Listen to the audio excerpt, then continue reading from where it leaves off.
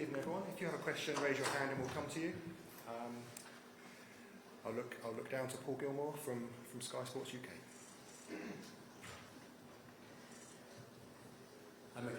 Hi. How defining a week is this in your season? What do you want to see from your players tomorrow night?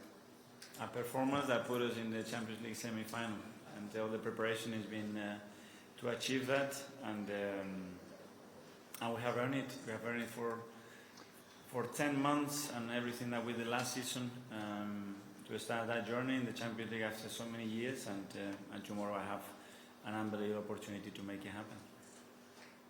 Okay. John Cross from the Mirror.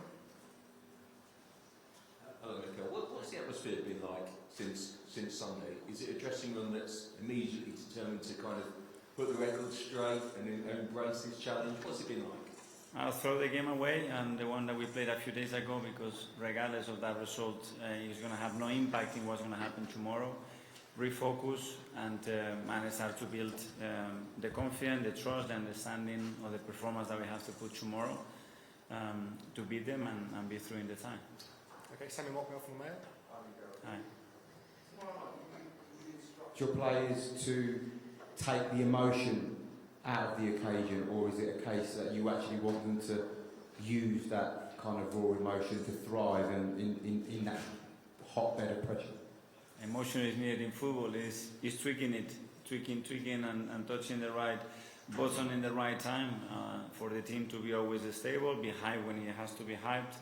And I think we did that really well in London, because after scoring the first goal, we had a game that we had a big chance to score the second one, and then suddenly in 5-10 minutes they are ahead, and we were really controlled, really mature, not to throw everything away in that moment, find our rhythm, our moment, score a really good goal, and the reaction of the team was straight away to try to score the third one.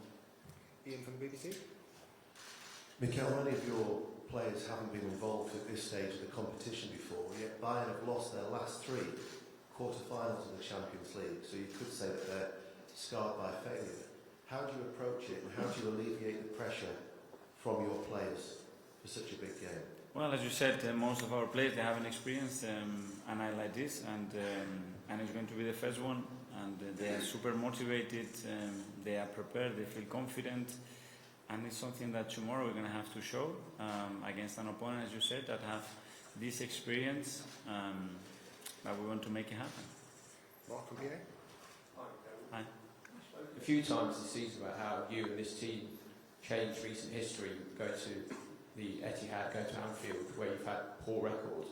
You've had a poor record here as well, but do you and the players look at those performances and ending those sort of runs as an example of what you can do here tomorrow? We have to change it, and the opportunity comes there. There are a lot of things that we can do to write that story very differently tomorrow. We know that, and it's going to be about putting a very, very strong performance, collective and individually, to earn the right to win the semi-final. James from ESPN. Hi, Mikel. Do you think you can go for it here, or are we likely to see a more kind of disciplined performance like City away, where you try and stay in the game and it's more sort of cagey?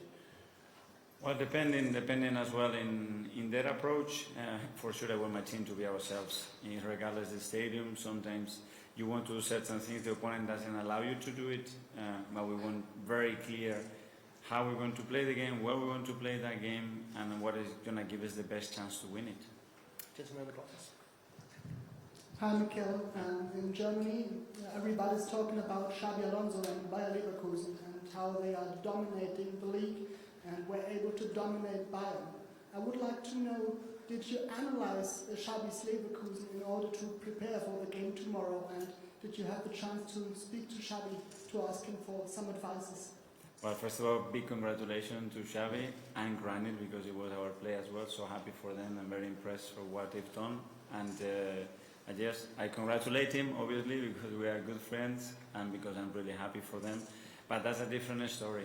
We don't face their competition regularly, and it's a Champions League tie, so the game is very, very different. Sam from Telegraph.